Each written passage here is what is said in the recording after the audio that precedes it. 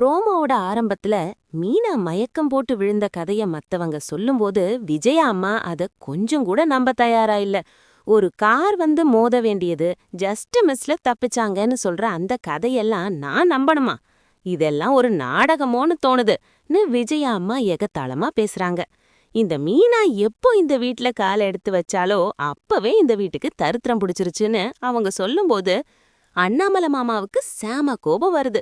விஜயா, அந்த ரோபணியை இந்த வீட்டுக்கு மருமகளா கூட்டிட்டு வந்தது நீதான். அவ ஒரு ஏமாத்துக்காரிங்கிறது தெரியாம உள்ள கொண்டு வந்த தப்பு உன்னோடது.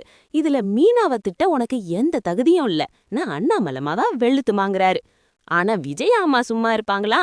ஆமா, நான் தான் தப்பு பண்ணிட்டேன், ஒத்துக்கிறேன். அந்த தப்ப இப்ப நானே சரி பண்றேன். அந்த பார்லர்காரி கிட்ட இருந்து மனோஜுக்கு விவாகரத்து வாங்கி கொடுக்க போறேன்னு அதிரடி முடிவை அறிவிக்கிறாங்க.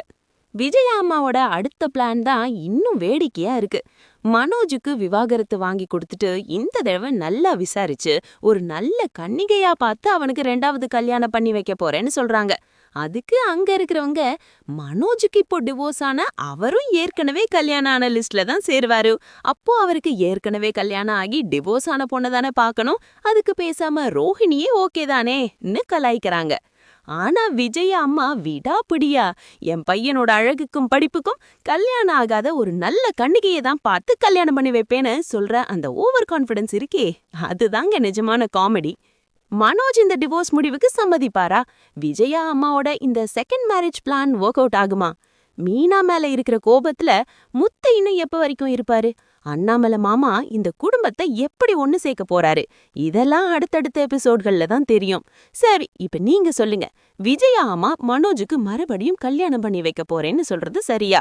ரோகிணி பண்ணின தப்புக்கு மீனா எவ்வளவு அசிங்கம் படணுமா? உங்க கருத்தை மறக்காம கமெண்ட்ல சொல்லுங்க. இதே மாதிரி சுட சுட சீரியல் அப்டேட்ஸை தெரிஞ்சுக்க நம்ம யாகா சீரியல் ரிவ்யூ சேனலை இப்பவே சப்ஸ்கிரைப் பண்ணிக்கோங்க.